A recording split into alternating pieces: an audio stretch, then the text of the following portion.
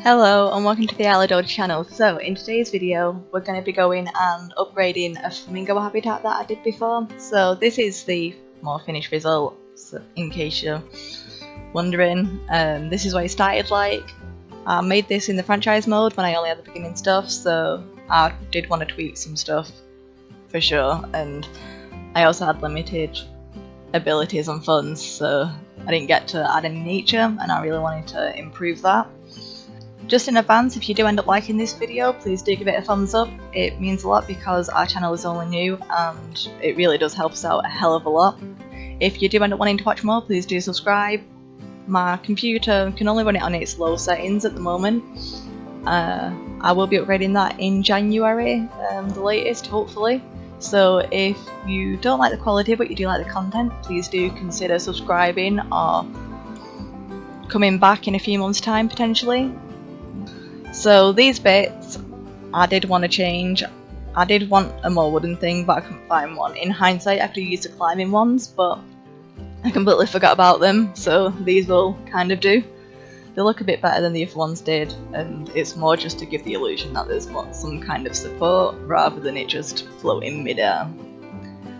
Now here I did end up going accidentally connecting the staff path thing to the wrong place, so I do realise that later on. At the minute I'm just trying to get some flamingos in so I can see what their needs are, make sure that I'm not putting too much nature in when I do start putting that in, so just thought that would be good to do. And here I ended up changing out the windows and the fences here from glass to actual windows in wooden. I just thought it'd mesh a bit better with the hedges, and when I did make this I wasn't even aware we could put windows in or how to do them, so I wanted to finally add it to it now that I know how. I will say thank you to everyone who has been downloading and subscribing to my stuff and using it in their zoos from the workshop. It's always kind of a proper surprise and unexpected to see so many people end up using your stuff.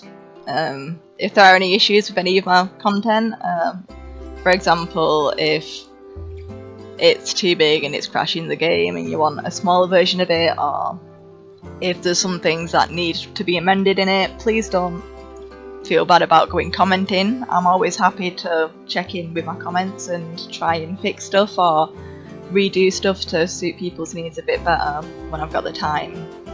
But I've got so many ideas at the minute it might take me a couple of days or a week or so to get through to it, especially now I'm going to be editing videos to upload them.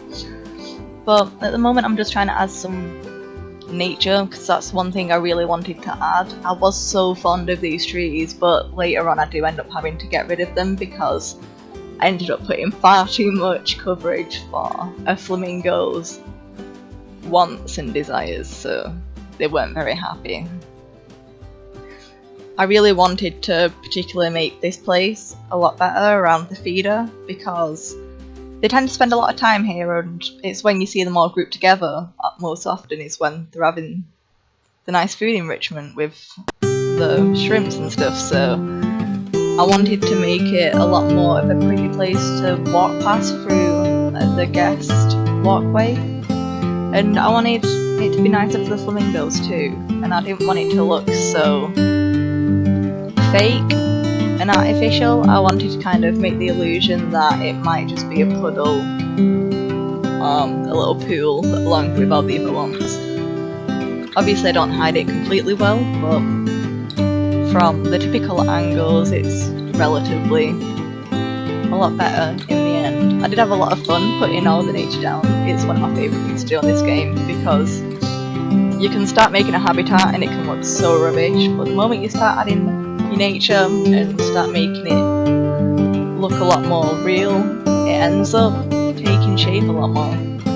It just gets frustrating when you put too much nature in and have to delete loads of it because you end up being so happy with the final result to click on your animal and see that you've put like a quarter too much coverage in and have to remove a quarter of probably most of the stuff you need to do. But it's okay.